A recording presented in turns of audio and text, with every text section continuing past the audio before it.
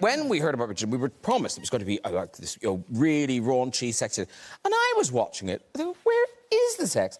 But my God, once you pull the ripcord, it's non-stop. There's a bit. I mean, even you must have been kind of, at the table, Reed, you must have been going, blah, blah, blah, blah. I haven't spoken for pages. Well, I got my mouth full half the time. Which I was insisting on, because I think that's important to see on TV as well, because yes. I think that is uncommon, that you see that kind of power dynamic in raunchy scenes, and that's part of the way that we did want to modernise the show. So the Duke does have his mouth full, and he's proud of it. But yes, there was a fair bit to be done on the show. Because you're really going for it, but you're going for it in kind of beautiful locations. Oh, yeah. I mean, like... And occasionally very uncomfortable locations. Well, yeah, those library steps didn't look easy. Yeah,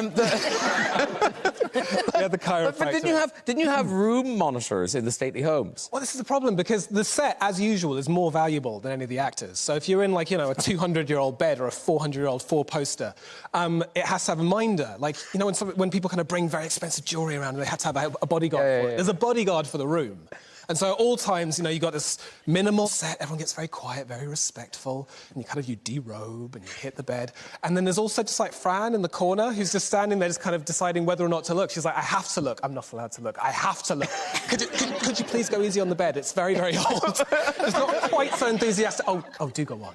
That's the inner monologue that I imagine is going on in the corner of the room. Yeah, I'll stop them in a minute.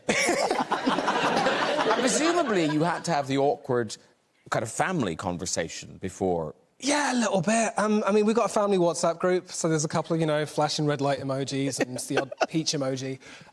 Certain people have threatened to rate my peach. But we missed a couple of family members, and so people do enjoy the fact that, like, a couple of cousins missed the memo.